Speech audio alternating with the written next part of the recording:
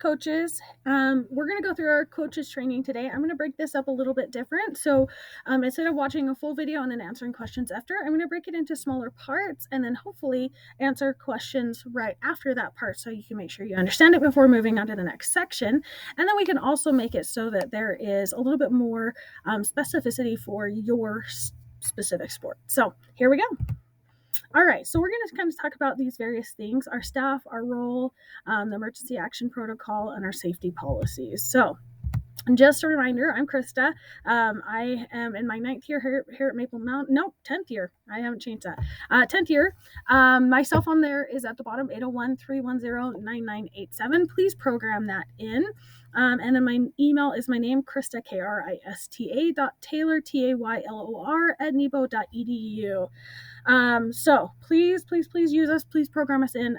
We are your saving grace sometimes to help take care of these athletes and make sure that we are doing everything we can to keep them healthy and on the field. Our other athletic trainer is Madison. She was here last year with us, so she is back with us again this year, and we are very excited to have you. Her email is her name, Madison, MADYSON.meeks, MEEKS, @nebo.edu, and her cell is 801-859-9658. All right, so as athletic trainers, if you don't know what an athletic trainer is, our whole job and goal is to help every athlete achieve their maximum level of performance, whether that's helping to prevent injuries, treating current ones, or focusing on getting them back into full go. Our goal is kind of a 3-part goal. So first of all, we want to prevent. So we do that through education and training, including this one today. When an injury or illness or something happens, then we will move on to treatment and rehabilitative services. We do have a full service athletic training room that is second to none, and we try to work with athletes before and after athletic events to make sure that they are getting the highest quality care they can. And then, which we never like to do, but we are always here in case of emergency. We are here for emergency care or sudden illness.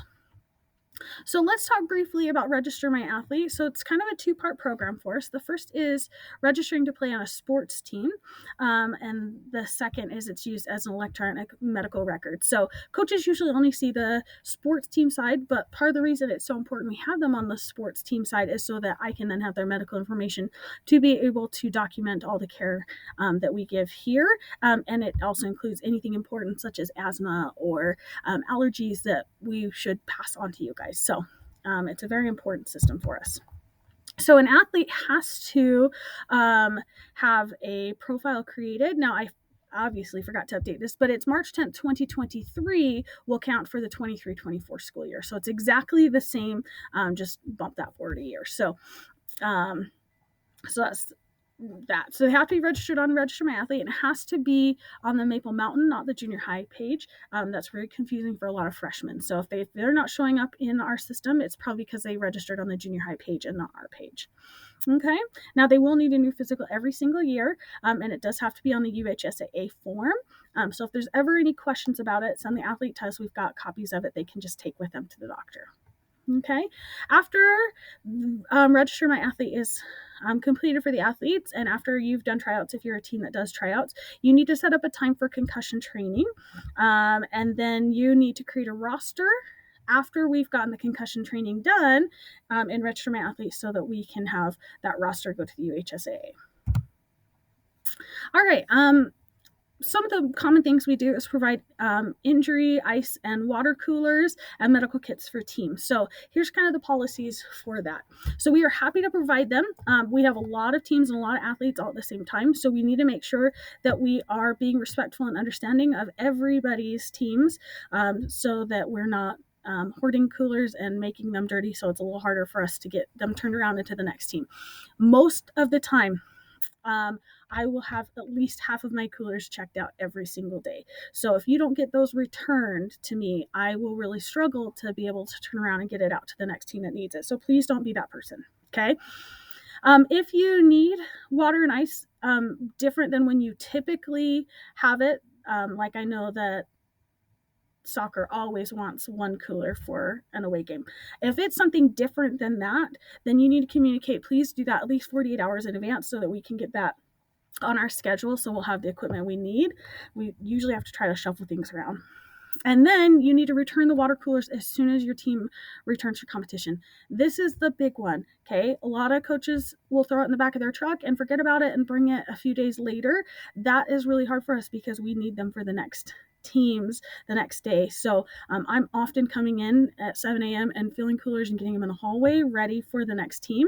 And so if you don't drop your coolers, then I'm out of a cooler for the next team, and that's not fair to them. Okay, please make sure when you're bringing the coolers back and picking them up, they're going to be in the same location. They're going to be in the hallway right outside of A113, which is the training room. And they will have your name taped on it, so you'll know if it's soccer's versus football's versus, tennis or whatever. So make sure that you take your cooler and then make sure you empty it and bring it empty back into the hallway, and then I'll get them the next morning.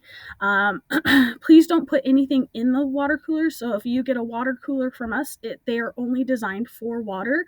We have specific ones that we use for Gatorade because sometimes that flavor can be very off-putting for some people if the cooler still tastes like it. So we try to use only Gatorade and Gatorade coolers and water coolers. So if you have something else special that you would like to have us put in there or whatever, please communicate with us ahead of time.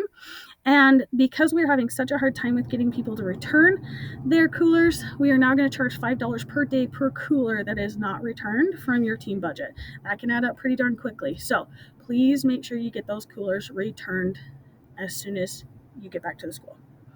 Okay. Another thing we're having issues with is athletes wanting to get in and get the good ice. It's pebbled ice out of the coolers, and so they'll dip their bottle in or put their hands in. That is extremely unsanitary and pretty gross. So please do not let your teams open and access the inside of the coolers. Okay. And then if your med kit needs to be restocked, every team should have their med kit. Then please give it to us with the 48 hours to fill it. If you have something specific that you need in there that you're not getting from us, because they're all pretty basic, we're happy to try to accommodate. So please just let us know what you need in that kit.